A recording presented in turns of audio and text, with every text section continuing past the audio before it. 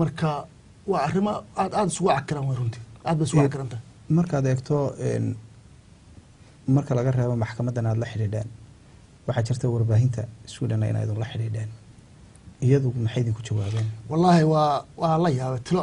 ugu dambeyn hataa afkayga ula tagay xafiiska ku garaac warbaahin kasta ee Sweden ku taal mail baan u diray email baan u diray oo arrintaas la yaab kale nagu dhacday aan u baahanahay in dib loo eego kan ugu wanaagsan wuxuu ahaa Optiros Granskning oo ii soo jawaabay in khil dafal kan kale joola xaafada ayaa saaka ii yimid wax naga qorqoray shay baan u tagay waxaan ku yiri haddii gabar isuurisha dibadda ku dhacdo waad soo qortaan arrintan maxay u tahay baan ku yiri in khil dafal marka ajnabiga dhibaato ku dhacdo maxaa ka dhigan khil dafal wuxuu ugu jawaab wuxuu yiri socialka anaga lama hadli karno maba ka hadli karno taliba waxay sameeyaan xaq bay u leeyihiin wax walba ay sameeyaan sharigood kaas u dhiga shari gaar bay leeyihiin waanan ka hadli karin marka kale waxa ii soo jawaabay Betre ninka u sareeyay radio Betre baan la xiriiray wax ugu waa ka xumahay waxa dhacay waxaan isku dayaynaa meel yar ka soo galo aan helo laakiin way waqti aan soo galo marka waxa weeyaan meediyiin waa aamusan dowladdiina sidaas bay dadku u galaysaa adigu cid ku doodaysa cid ku hadlaysa midna mala hadda ugu dambeys loo yarday waxay ugu tiri yani dacwadan way dheer tahay dad badan bay u baahan tahay qarashku way ugu yahay waxaan ku rahaa ka fikirin wax qarasha everything ilmay ku soo baxay ma bixinay marka wixii dhan baa soo sugu waxnimo loo yarka iyaga lacag siinay inkastoo loo yarka mudiraad iyaanay iyaga lacag siinay wixii dhan marka wax isku ramaysaa in sidii ninkan ku Tansaaniyaanka oo kale uu qiil degna u yahay carruurta ka maqanta marka waxa idinla darisa ah koleyba dad kale oo Soomaali ah iyagu walow aanay degmadin aanay ku badnayn oo ay tahay meel Stockholm xoogaa u jirta iyagu sidee bay u arkaan arrintan meesha ka dhacday wallahi arrin argagixiso ay yiraahdeen Soomaali badan baa ay timiday Soomaali badan baa wada hadalay waxaana ii sheegay Soomaali badan in dhibaatadan ay ku haysto magaalada wali Stockholm deganahay كلياته هذا إيجور ورسين صواحة قف كلياته أو صومالي مرة بنعمت إنه شيء وحيد دبعته كده عضي تاس إيجور ورسين صا قف كستوحي على دبعتهم أنا يكون عضي وأنا قاصده هبلياني مقلن هدي دبعته لصور شع صار لها أو إنه قعنت يسقب صلهين دبعتهم ضد بدنكم ما يدعين هوين يا أبوين بدنكم ما يدعين عرب بدنا يقولي لقى ما قاتين يعني مركن أي ليهين قفكوا دبعته إن صوب بندق معها waxaween idinku dad dhisan baatiin oo shaqaysto oo isku kalsoon oo yaani og inaad ladika gardaran yahay aniga waxa dawladda maanta si loo baahanay ma jiro alxamdulillah gurigaan deganahay ma aan kiro ana askale gurigeyga mushaar fiican waa qaataa sidoo kale salaantii mushaar fiican bay qaataa yani ani ma garanayo sababta ugu soo gareemo yani waa in ma laga jabiyeen baa la rabo kaliya haddaan soo noqdo aamina waxa ay sheegtay in mudaharaad ballaaran ay soo qaabinaysaan haddaba Ibrahim mudaharaadkani sidee baad rabtaan weji noocaya inuu u dhaco mudaharaadkan waxaan la kaashanay wadaadada oo ka dhiganayo wax Soomaalida ku soo socda ku soo fool oo hadda bilowgu ah marka waxaan ka socdaa xooggiisa abaabulka Rinka Beatenst wax Soomaalida ku badan tahay inuu mudaharaadka meesha ka bilowdo halkaas dadkan basas kaga qaadno ilaa iyo meesha maartay ilmaha qaatay aan tusno inaan anagu dad ku duubanahay inaan anaga aan u baahneen in maartay la handado xanala soo handado inaan ilmaheena xor u nahay marka runtii waxa weeye waalid active ah oo doonaya in carruurtoodii loo soo celiyo markaad eegteen dhinacii sharcigana iyo maxkamadina dhinac baad ka wadaan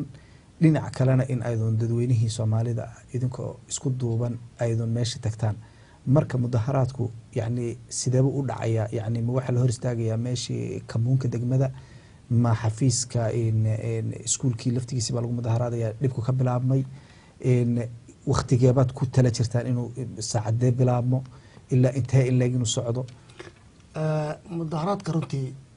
awoodda ugu weyn waxay saaran tahay meesha laga soo go'aamiyey in la qaato inkastoo aysan ka marnayn meeshii marka hore laga soo dacweeyey iskuulkii meel saa u kala fogna maaha waa meel soo muuqata taas waa muhiim bilowgiisana sidaan rajaynaya weli waxbaa naga kala dhiman laakiin khamiista soo socota ayay noqonaysaa khamiista ay inuu dhici doono mudaharaadka ay u badan tahay subaxii baanu bilaabmi doonaa adigu bacda salaad duhur buu bilaabanaya marka ma la idin soo ogolaaday aamina oo kolley wadankan waxaan ognahay inuu sharci qofku soo qaatay inuu mudaharaado ma tagteen markaa xarumaha booliska ma ka qaadateen ogolaansho booliska waan tagnay waraaqo fara badan faraniyo fara badan oo Soomaaliya lagu xareeyay way imanayaan haddii ay bilaala tarafsiin oo haddaan bari iman way iman haddaan maanta bay iman adreesadii dadka maanta maan la hadal ilaa ma soo hadal laakiin haddaan maanta ima bari way imanayaan andi marka dadku mudaharaadku degmadu ka dhacayo iyo transportka sida qofka aan raba inuu yimaado oo kale geographical ahaan u sharaxa transportka waa iska sahlan yahay qofkii awooda ee kaar haysta wuxuu soo raaci karaa Bendeltoga Ulriksdal Sollentuna soo raaci karaa oo toos ilaa meesha u socda qofkii aan awoodin inuu kaar haystana bas baa soo istaagi doona meesha ring Victoria bas weyn baa iman doona meesha iyo baabuur yar fara badan oo imaanaysa haddaynu ku noqono markaa dhacdadan wiilka yar ee 7 jirka ah in ay sida hadda waalidkii maadaama aad tihiin aad wiilkiinana og tihiin yacni ilmihiinni maskaxda ka xadeen ma la odhan karaa ha maskaxda carruurta ka xadeen sababta maskaxda waxaa ma kuu sheegaya sidoo inankaygu intuu u tagay inan yari walaaliyeen 5 jira u oran karaa idrisoo u sheeg hooya ina soo dishay aabayna dile ku dhanaagahan haddaan waxa loo soo sheego oo maskaxda laga soo xaday aan ahayn oo lagu soo akhriyay ma oran karaa markaa in runtii wad aaminteen dowladda Sweden iyo dadkii carruurtiina hayay markaa maydun samaynin ilmihii xoog isaga dhaadhicisaan so already ilmihiina isagoo iska dhaadhicisaan ayuu haddana ay ku guuleysteen in maskaxda ka xadaan arrinta horta dalmar intaan wadanka joogay ma filin in ay dhici doonto in maaragtay si lagu soo galo waa iska taqaan carruurta markay yar tahay taatiraas biyahaas ma yelow baa haabuu ku leeyahy waa leetrood wax la yidhahda jira cunug u raaco adiga weyn markaad meesha taagantahay cunug aad wax weydiiso waxaad u tiraahdo kugu raacaya yani isma lahayn arrin noocaas lagugu soo geli doona waxaan lahaa waxa qaladaas ka dhacay baa lagugu iman doona oo aad samaysay haddana cunuga dili lahaa ay tahay inaan dilay waa ogaan lahaa marka inaan qalad sameeyey laakiin anigoo cunugii aan dil oo eban aanan la hadlin oo waxba u dhibaato aan gaarsiin oo nabad ku kala tagna subaxii hore oo habeenkii leey waa dishay manaa waa iska caddahay marka cunugii in la yiri in cunugii la yiri macnaha yani sidaas samay runtii barnaamijkeenu wuxuu soo gaaray guntii gabagabadii waxaan rajaynayaa in ay dadweynuhu maanta ay runtii inta aanan ka bixin dadku halkeeba idinka heli karaan oo telefoonada yani idinka heli karaan dadka doonaya inay mudaharad ka soo qayb qaataan yay la xiriiri karaan waxay la xiriiri karaan Sheekh Xuseen Farax Boostaale oo jooga Rinkaby masaajidka way la xiriiri karaan Rinkaby oo wada ogyihiin qofkii u baahan gaar ahaan aniga telefonkay waa eber 7 eber 49 baa laga soo wici karaa wixii u baahan ama wax weydiin u baahan runtii su-aal naxdin leh kolleyba ayaan idin weydiinayaa haddii aad ku guuldaraysataan carruurtiina inay dib u heshaan maxaad u aragtaa noloshiina say noqonaysaa ma sahla noloshu way adagtahay laakiin mar kasta aniga ma ka daalaya inaan ilmaheyga soo dhacsado kama daalayo ilaa meesha ugu dambeysa Yurub laga xukumo ma istaagayo qarash kastana waan ku bixinaya wallahi dalmar habeenku ma saxan ilmaad leeda laga qaadanaya maadaama qof musnahay oo ilaahay aaminsanahayna waxaan aaminsanahay in ilaahay ubadkayga soo celinayo oo ilaahay gaalada iga heelinayo maadaama wax dhibaato geysan markasta ilaahay waxaan ka barin camta ubadkayga inay si dhibaato la'aan ku soo noqdaan guriga way yimaadeen hata kuwa social gurigeena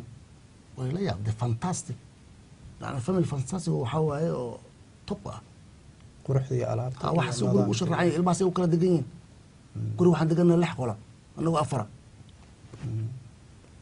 marka way la yaabeen kuwa qaatama kuwa kala habeenka shaqada lahaabay yimid oo fiiriyay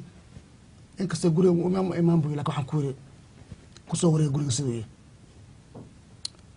walo barnaamijka xiiso la weeyaan su-aaluhuna kolba mid baa maskaxda ku soo dhacaysa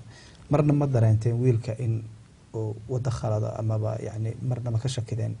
in wiilku uu waxyaabaha qaar uu si jacayl looga hadlayo naagta hayso oo kale iyo oo wiilka lasoo bedelaya marna ma dareenteen? waxaan aniga ogahaa wiilkayga waan aqaanaa waa caruurta waxaa weeye active-ka ah oo mar kasta rabaa inuu maaragtay su-aalo weydiiyo waa meesha baan ku jirin waxyaaba maaragtay u weydiiyo sidoo kale dadka aniga labadan dhexdana ninka ka faa'idaystaa aniga maanta meesha joogayba wuxuu yidhahdaa guriga la joogo oo aaba qadama ku siiya may waa dhirsanaa intuu meesha fadhiisto markay hooyo soo gasho hooyo maanta dhan qada maana cunin maxaa kuu diidan qada cunta aabe ma siin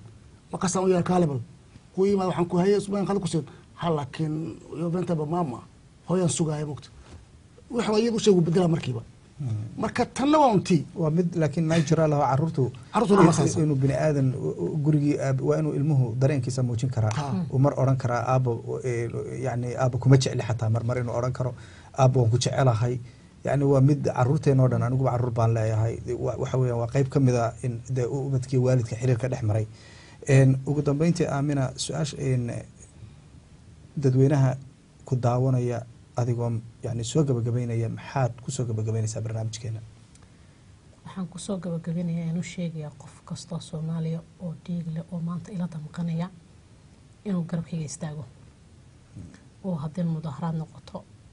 uu kasoo qayb galo uu isa soo dhibo uu meeshii soo istaago uu ii muujiyo nacamta inuu ka xun yahay dhibaato laygu sameeyay isagana uu ku badbaadaya. Ibrahim adiguna? ana sidoo kale runtii aaba kasta saas la dardaarmaya inuu maaragtay is oran adig kuma haysato qof kale haysataa aniga haystaa maanta berina qof kale ku dhacaysaa ama asagaba ku dhacaysaa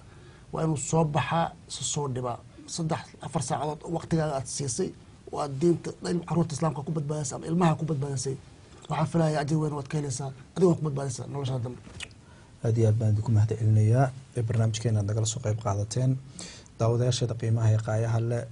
halkan maanta waxaa iigu marti ahaa aabe Ibraahim Cali iyo Aamina Daa'uud oo degan wadankan Sweden magaalada caasimada ah ee Stockholm xaafadda loo yaqaan Maashta.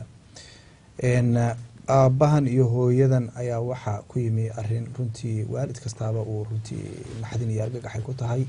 2 caruur oo yar oo ay dhaleen oo sabi ah oo midna 7 jir yahay midna 5 jir yahay si xaq darra ah looga qaatay waana hooyo iyo aabo maskaxdooda caadi tahay shaqaysta family Soomaaliyeed oo dhaqan oo runtii 4 caruurna isu dhalay oo runtii ay naxdintaasi ku timi. runtiina waxa runtii dadweyne aan runtii idin sheegaynaa inaanay arrinkani uu yahay arrin aad iyo aad u dhib badan dad badanina aanay ogeyn runtiina waa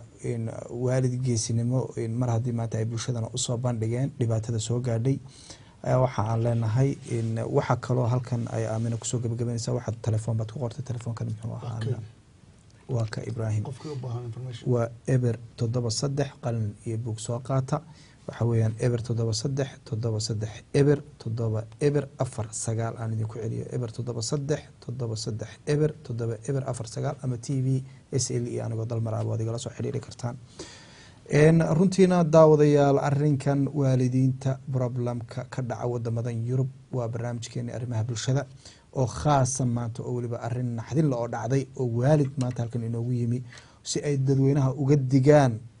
dhibaatooyinka ku soo foole hooyo rabtaana ma jirto aaba rabaana ma jirto sida aabe Ibraahim iyo hooyo Aamina ay maanta caruurtoodii u laayihiin meel ay ku sugan yihiin loo diiday xataa inay arkeen. waxaananu leenahay runtii hay'adaha garsoorka wadanka Sweden oo runtii mar walba sheegtay inay yihiin inay dadka u xaq sooraan inay bini aadanimo